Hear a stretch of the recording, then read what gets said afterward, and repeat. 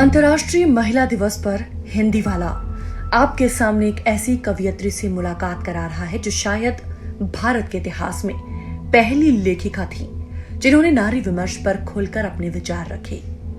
भारतीय अंग्रेजी लेखन में मलयाली भाषी कमला दास कहें या कमला सुरैया 31 मार्च 1934 से 31 मई 2009 एक युग का प्रतिनिधित्व करती हैं। अपनी आत्मकथा के लिए वो खासी चर्चित रही। स्त्री यौनिकता पर उनकी मुखरता को उस वक्त विचलित कर देने वाला लेखन समझा जाता था। उनकी रचनाओं में रूढ़िवादी समाज में महिलाओं पर लगी बंदिशों का चित्रण होता था। अंग्रेजी में उनके 11 कविता संग्रह प्रकाशित हैं और 1984 में साहित्य के नोबेल पुरस्कार के लिए भी उन्हें नामित किया गया था। केरल में जन्मी सुरैया इस्लाम धर्म ग्रहण करने से पहले कमला दास के नाम से जानी जाती थी। महिला दिवस के मौके पर हम आपके सामने लाए हैं कमला दास की कविता आईना, जिसका अंग्रेजी शीर्षक है द लुकिंग ग्लास। कमला दास ने जब ये कविता लिखी थी तो उन्होंने परंपरागत पुरुष समाज को झकझोर कर रख दिया था। ये कविता सुनकर आप सोचेंगे कि कोई लेखिका अपनी कविताओं में इतनी बेबाक और ईमानदार आखिर कैसे हो सकती है।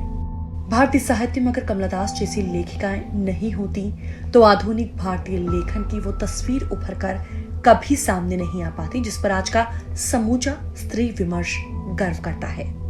हिंदी वाला पेश कर रहा है कविता द लुकिंग ग्लास का हिंदी संस्करण आईना।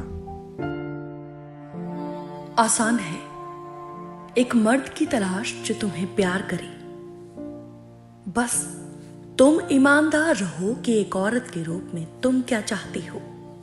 आईने के सामने उसके साथ नग्न खड़ी रहो ताकि वो देख सके कि वो है तुमसे ज्यादा ताकतवर। इस पर भरोसा करे और तुम और ज्यादा कोमल, जवान, प्यारी दिखो।